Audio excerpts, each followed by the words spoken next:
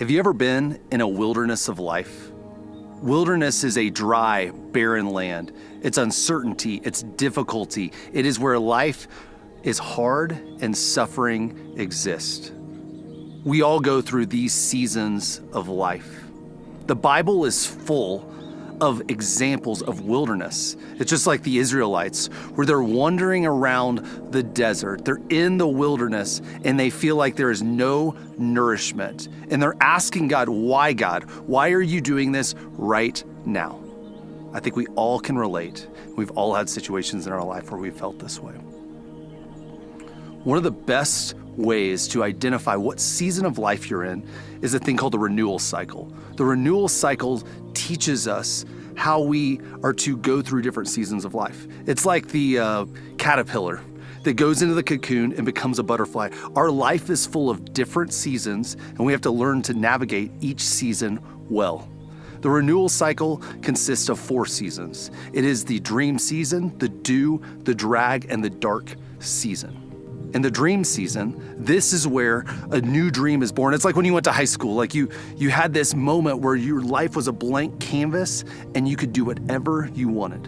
And then the next season is your dew season, where you start doing the things of life and everything is up and to the right. Things are going great. And eventually you hit what is called the drag. The drag is where life becomes monotonous, stale. You're bored of the things you've been doing. The last season, which most will never want to enter, is the dark. This is where suffering happens. This is where hardship happens. These are the traumas of life. Most people, when they hit the drag, they typically never want to go to the dark, and they just want to start a new dream. Yet the dark is a crucial season for every person to go through, because this season refines us, it grows us. In the seasons of dark, this is where God has done his most work in me, and he will do his most work in you. Yet we have to learn, how do we navigate the dark? How do we go through it? How do we go through these wilderness of life? Today, what I want to show you is I want to show you a man who has gone through the wilderness and how God has used the wilderness, God has redeemed the wilderness. And these lessons we learn from him, I believe, will train us. How do we walk through our wilderness? This is the story of Todd Roebken.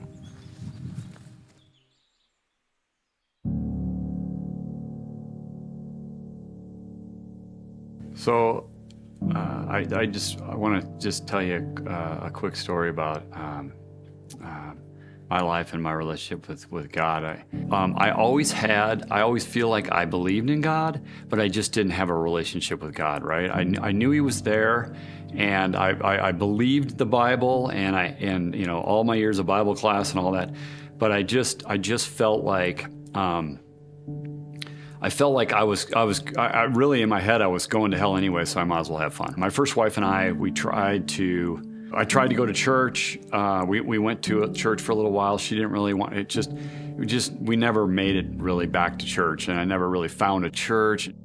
Our marriage didn't last, and I got divorced, and I really even fell away farther, I feel like, and became kind of the person that I didn't want to be. And I remember sitting, I'm like, I have made such a mess out of this life. I don't even like myself. I didn't even like being in the shower alone because I had no distractions and nothing, and I would just think about the person that I'd become. A couple friends had invited me to Restoration, and we met at the coffee shop, and which was easy for me because I didn't have to walk in there alone. But after that, I would walk in with my head down and kind of sit in the back, and I was just kind of exploring my faith and started praying more, and then I met Emily, and we became friends first. We went on dates, and she just was an amazing person, and she sang in the Catholic Church, and she come to Restoration with me. Ron Johnson baptized me soon thereafter, like 6 months later, and that kind of reinvigorated my relationship, I feel like, with God, and I started to kind of build back that foundation that I'd had when I was younger.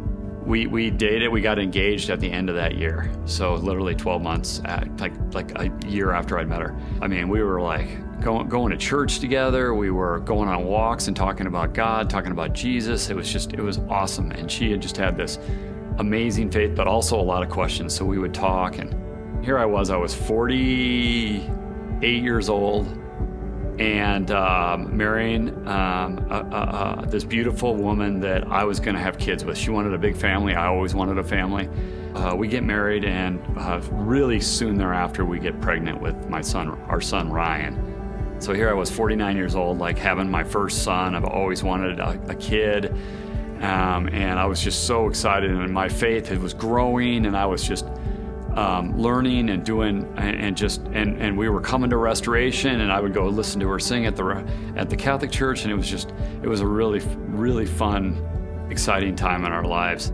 She said, let's get going on our family kind of deal, and I'm like, well, let's wait a while, and just enjoy Ryan, and she talked me into it, and so we decided to try again, and she gets pregnant with our second, Walker. And I am like, are you kidding me? Like, I'm gonna have 2 boys in the house. Like, this has always been my dream to have kids, and I was just so excited. She had suffered from some mental illness, some depression, and some in her past, and she was real clear with me and upfront, and I knew that. Pregnancy was really tough. She couldn't hold down any food. She couldn't sleep.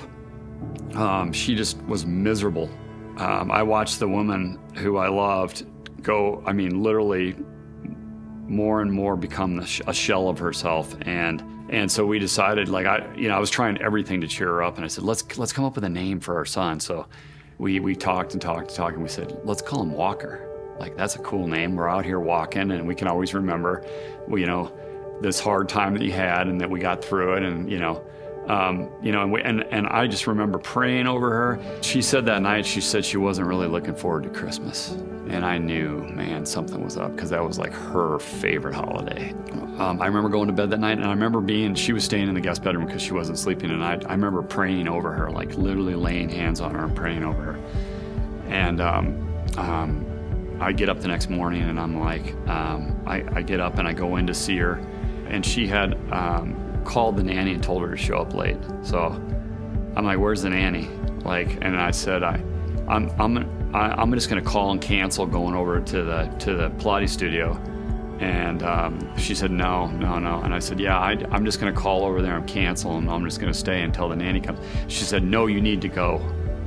I looked at my son, I'll never forget it. I looked at my son, and he's 1, by the way, at this time.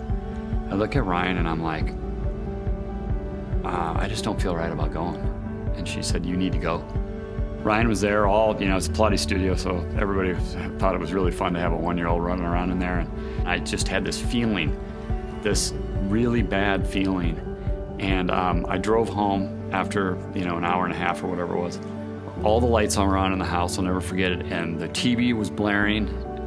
And I put my son in the high chair, and I went upstairs, and I knocked on the guest bedroom door, and there's no reply. I'm like, Emily, I'm like, honey. And I kept knocking on the door, nothing. All of a sudden I freak out, and I kick in the door, and there on the floor is my beautiful wife laying dead with a gunshot. And I just went over and picked her up, and I was holding her, and I was trying to figure out in my head how I could save her life and my son's life, and there's nothing I could do. I'm angry at God, right? I'm angry. I'm frustrated. And I'd go down and sit in this chair, and I'd just sit there. And I was kind of like praying, but also angry. Like really? Really? Are you kidding me? Like, I had thoughts of just running away. I had thoughts of just going to Belize and, going back to my drinking ways, and just running away from it. And thank God for Ryan, because that was one of the things that really kept me focused. We have this amazing bond now because of what we've been through and what he's been through. And he doesn't remember his mom, but I tell him all the good things about his mom.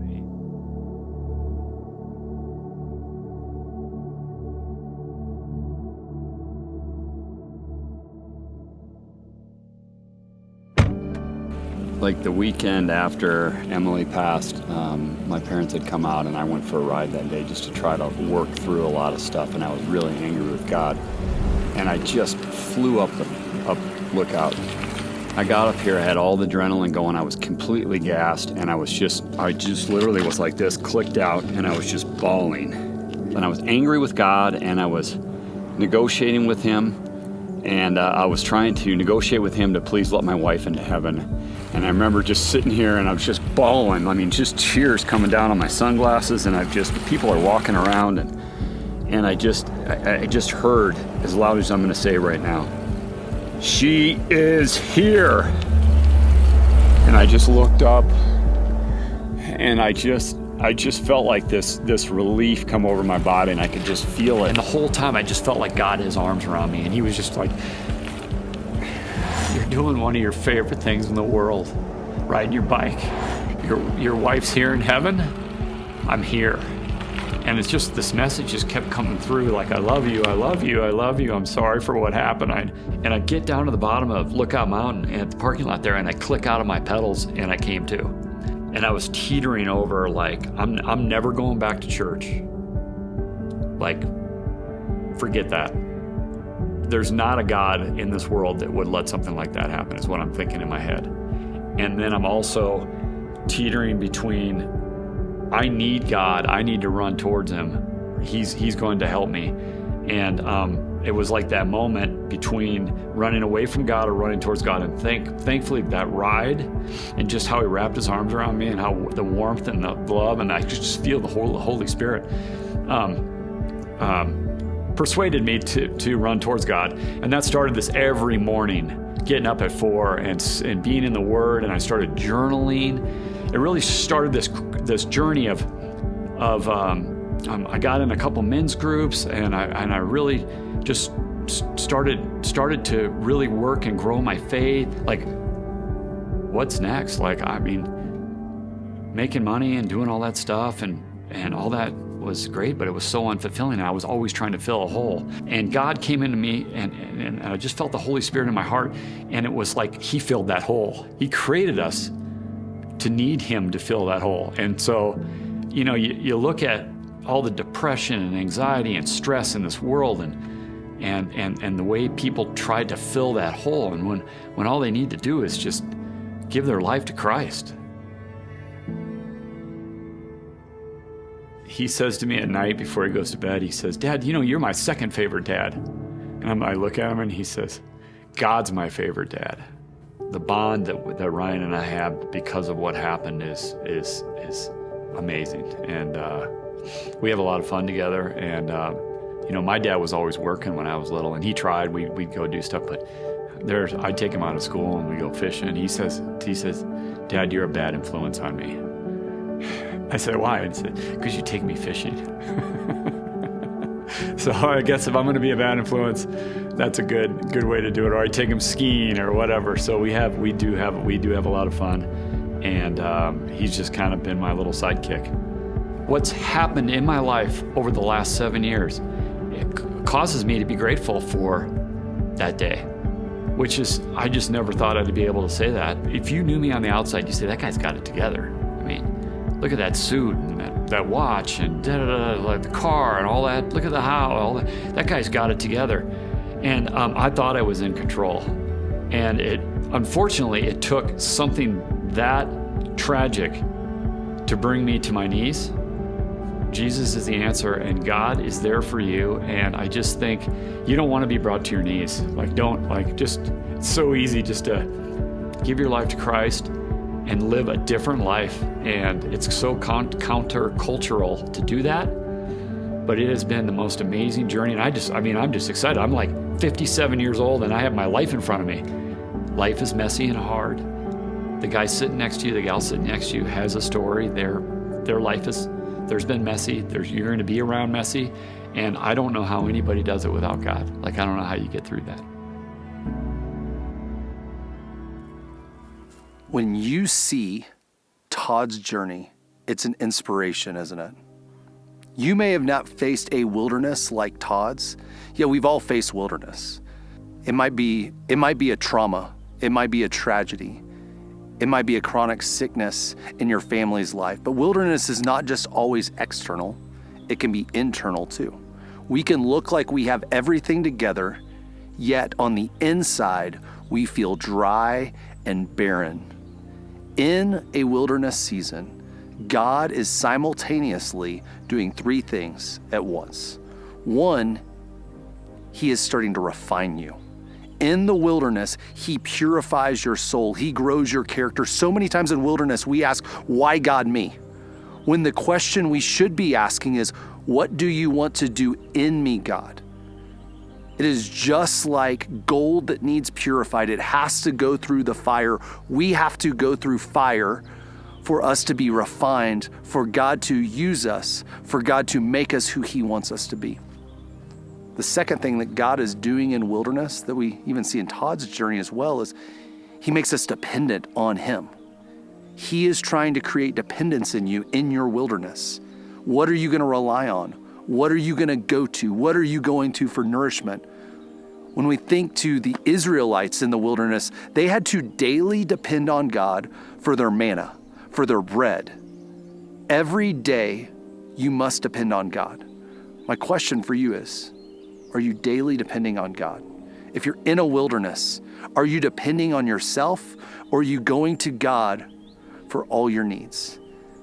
And the third thing that God is trying to do in a wilderness is He is trying to prepare you. He is not wanting you to stay there forever. He has a destination for you. He is trying to lead you, not leave you. So many people think I'm stuck in the wilderness. No, God is trying to lead you through it to prepare you for your next journey, for your next dream, how God wants to use your hardship. For Todd, God has used his wilderness. Todd now is having an impact around the city of Denver. People hear his story. People know Jesus from Todd's story. God has used this to launch Todd into impacting others, starting Bible studies and reaching other people. God has used Todd's mess now to become his message. If you are in a wilderness, the goal of wilderness is not, how do I get out of the wilderness? The goal of the wilderness is, how do I get through the wilderness? You can't escape wilderness. You must go through it. And the way that you go through it is you realize that it's bigger than just the situation, that God is actually using your wilderness right now to do something in you. He is trying to change you. He is trying to refine you. He is trying to make you depend on Him. He is trying to prepare you. Will you allow your wilderness season for God to come in it, to transform you, to create the new dream?